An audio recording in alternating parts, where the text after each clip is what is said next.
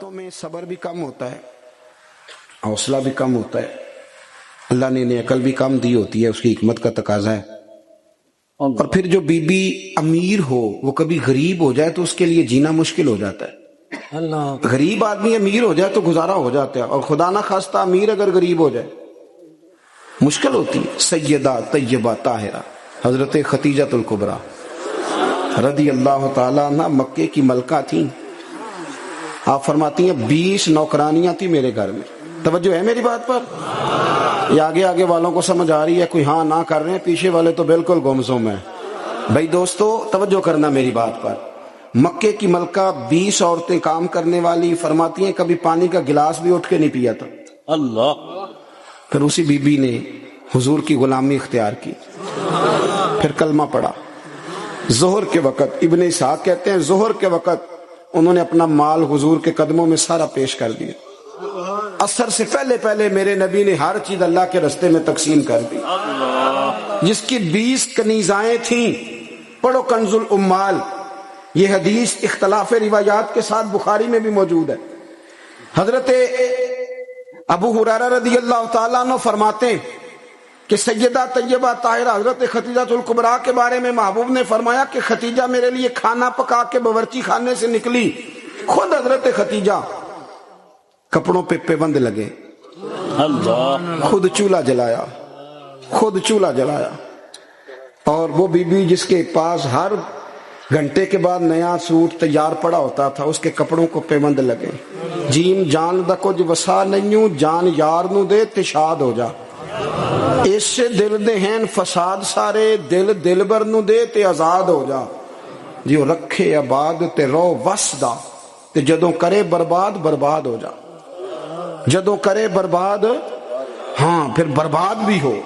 صرف سکھ لینے کے لیے نہ ہو، وَلَنَبْلُوَنَّكُمْ بِشَيْءٍ مِّنَ الْخَوْفِ وَالْجُوعِ وَنَقْصٍ مِّنَ الْأَمْوَالِ وَالْأَنفُسِ وَالثَّمَرَاتِ۔ یہ تو شہادت گاہ الفت میں قدم رکھنا ہے۔ لوگ آسان سمجھتے ہیں مسلمان ہونا۔ حضرت خدیجہ کھانا پکا کے نکلی، کپڑوں پہ پیوند لگے ہوئے، اور سادے سے برتن میں جب کھانا لے کے آئی نا، حضور کے سامنے کھانا رکھا تو اللہ کے رسول علیہ السلام غور سے سیدہ خدیجہ کو دیکھنے لگے، غور سے دیکھنے لگے۔ حضور کیا دیکھ رہے ہیں؟ تو محبوب فرمانے لگے خدیجہ تیرے آنے سے پہلے پہلے جبریل امین آ گئے۔ ہر واقع کہہ رہے ہیں یا رسول اللہ خدیجہ کھانا لے کے آ رہی ہے، اور رب فرماتا ہے جب خدیجہ کھانا لے کے آئے تو اسے اس کے رب کا سلام کہہ دینا، اسے اس کے رب کا۔ ہاں بھائی جب قربانی آپ دیتے ہیں، قربانی اس وقت جو اعزاز ہوتا ہے وہ بدل جاتا ہے۔ حضرت خدیجہ نے قربانی دی، نبی پاک کی 4 بیٹیوں نے قربانی دی۔ حضور کی کتنی بیٹیاں؟ بول کے بتاؤ، بول کے جی۔ یہاں بڑے دس دے کیوں نہیں جی، کنیاں نے؟ اللہ آپ کو خوش رکھے۔ 4 بیٹیاں حضور کی۔ یہاں بڑے بڑے لوگ اب نہ لوگ عمروں کا حساب کرنے لگ گئے۔ مجھے ایک صاحب کہنے لگے جی ایک بندہ کہہ رہا عمر اتنی بنتی ہے تو اتنی بنتی ہے تو 4 کیسے ہو گئی؟ میں نے کہا دین کاؤنٹنگ سے نہیں ہوتا، دین اللہ رسول کے فرمان کا نام ہے۔ وہ کاؤنٹ کرنے سے دین نہیں بنتا بھائی۔ خود رسول کریم نے فرمایا یہ میری بیٹیاں۔ کب؟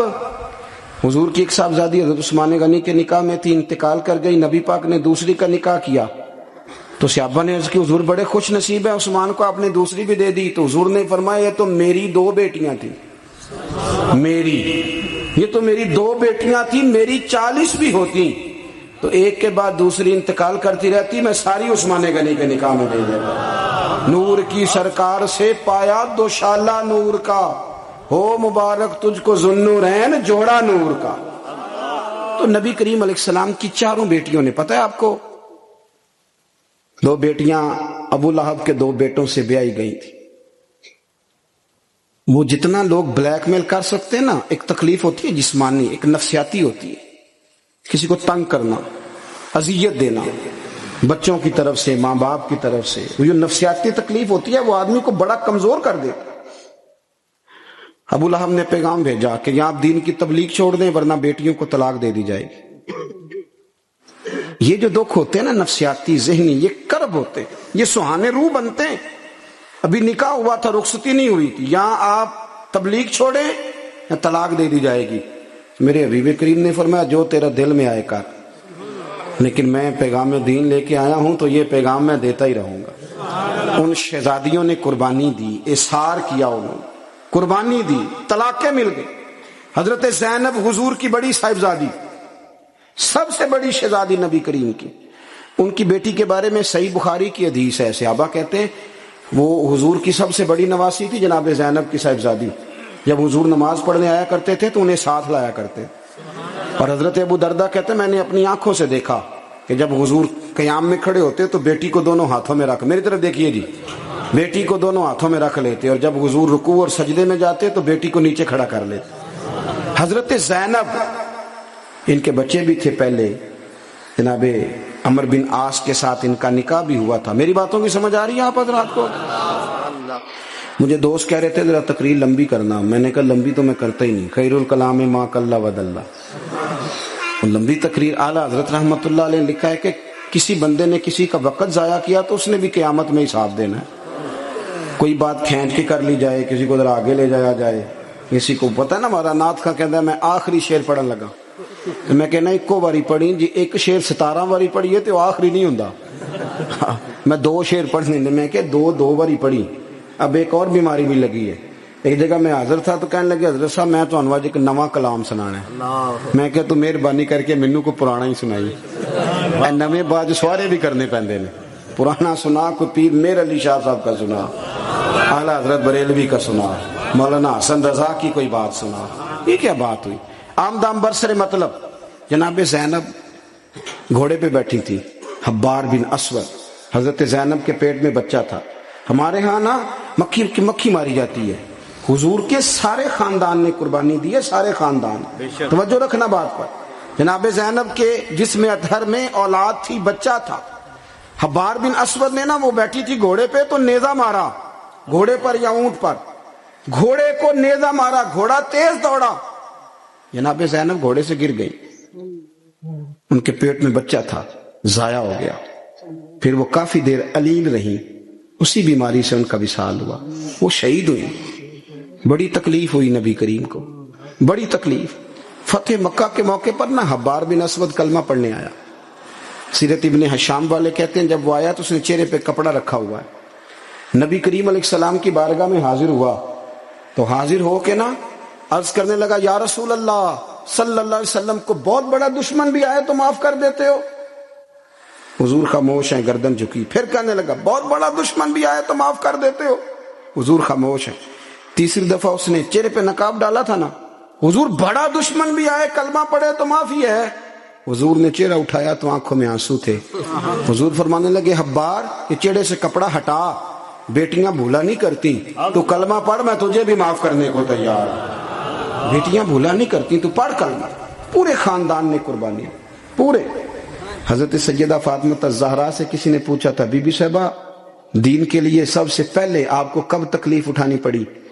حضرت فاطمہ فرماتی میں چھوٹی سی تھی جب میری اماں وصال کر گئی، اور جب جناب ابو طالب وصال کر گئے تو مجھے کسی نے پہلے دن جب میں نے یہ تکلیف دیکھی اور صحیح کسی نے مجھے آ کے بتایا کہ فاطمہ نبی پاک علیہ السلام نا حرم کعبہ میں سجدے میں تھے، اونٹ کی اجڑی بڑی وزنی ہوتی ہے، حضور سجدے میں تھے، ابو جہل نے 2 لوگوں سے کہا تو انہوں نے اونٹ کی اجڑی لا کے نا نبی پاک کے سر پہ رکھ دی۔ حضور علیہ الصلوۃ والسلام ساری قوتوں کے مالک ہیں، لیکن بظاہر حضور سر اٹھاتے ہیں تو تکلیف ہوتی ہے۔ فاطمہ نہ ابو بکر صدیق مکے میں ہیں، نہ مولا علی موجود ہیں، تو آپ چلیں گی؟ بی بی صاحبہ کہتی ہے میں اس عمر میں چہرے پہ نقاب ڈال کے نکلی، اس عمر پہلے دن نکلی، اماں چلی گئیں، پہلے دن میں نکلی، اور جب میں حرم کعبہ میں گئی تو میں نے لوگوں کو اپنے باپ پر معاذ اللہ ہنستے ہوئے دیکھا۔ کہتی میں نے کھینچ کے اجڑی حضور کی اتاری، نبی کریم نے میرا چہرہ دیکھا تو حضور رو پڑے۔ فاطمہ تو کیسے آئی؟ حضور مجھے اطلاع ملی۔ سیدہ پاک کہتی ہے میں نے حضور کو انگلی تھامی نبی پاک کی، اور میں حضور کو آب زمزم کے کنویں پہ لائی، نبی کریم بیٹھ گئے، میں نے پانی نکالا، حضور کی زلفوں کو دھویا، اور پھر میں نے کہا اللہ انہیں برباد کر دے جنہوں میرے بابا کو تکلیف دی ہے، انہیں برباد کر دے جنہوں تکلیف دی ہے میرے بابا۔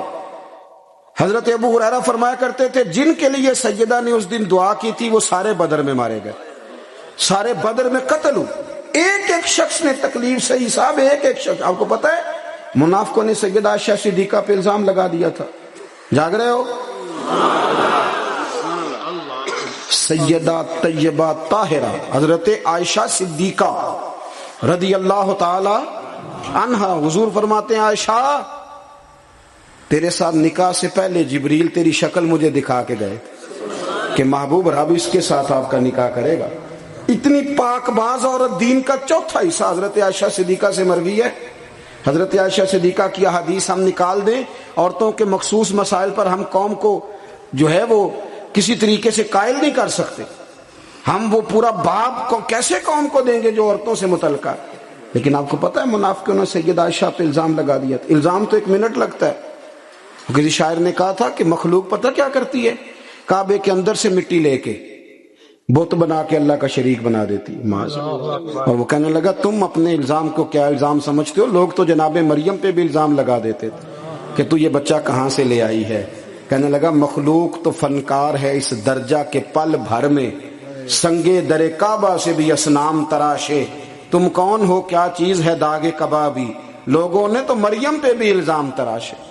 حضرت عائشہ پر الزام لگا. اور آپ کو پتہ ہے کہ مہینہ بیمار نہیں حضرت عائشہ. نبی کریم کی آنکھوں میں اتنے آنسو آئے کہ مولا علی کہتے ہیں داڑھی بھر گئی نبی پاک.